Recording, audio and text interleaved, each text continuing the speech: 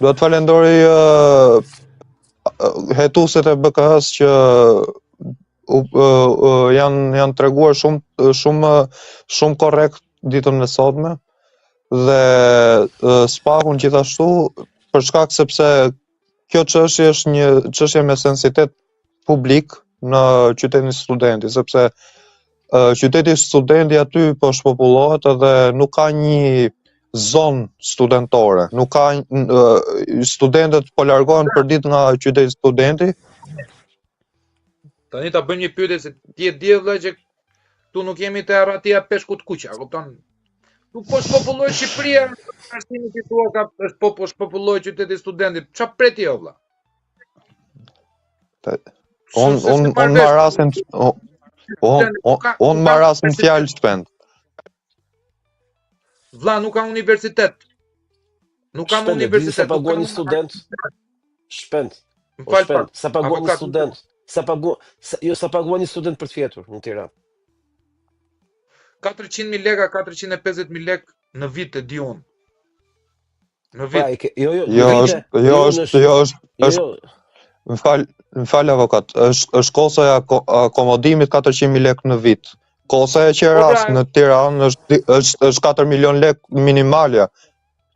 Nëse kemë me ndarje qeraje. Te qyteti Studenti, neve po flasim për konviktet.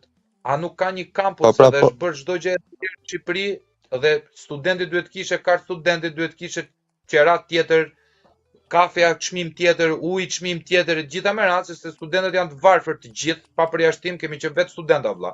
Nuk ngjiste kur lekut e neve. Ne kishim lek vetëm me marr urbani, me marr një drek, një gjop, po s'kishim lek që qarkullonim. Student do të bleshi libër, do studiosh, do bësh. Problemi është shpend ku flihetin. Shpend ku flihetin. Në shtëpi me qera vëlla. Në shtëpi me qera kanë ato. Sa paguje? Në ato kohë 220.000 lekë në atë kohë, në 2012, tani shtëpia që kam pasur unë aty dhe shtëpia që lashu me familjen time, që ishte po prap shtëpia ime pas studimeve, ka vajtur 550 euro në muaj. Ku do gjë studenti ato lekë? Është një rrogë mujore shpend. Po. Ja kanë zënë dhe punë me voltit o shpend. Nuk kam as me shpërnda pisa me voltin tash. Se ja kanë marrë indianët punën. Tani fakti që unë përmenda shpopullimin në qytetin Studentit është pikërisht me kostot e jetesës. Sepse një student nuk ka para të paguaj një qera që shkon deri në 500.000 lekë në rasti më minimal. Dhe kosa e akomodimit në qytetin Studenti është një lirimi nga barra, sepse ai studenti paguan ato kosën e akomodimit që është 40-50.000 lekë në muaj, por të paktën e ka një pjesë të rrogës për shpenzimet mujore.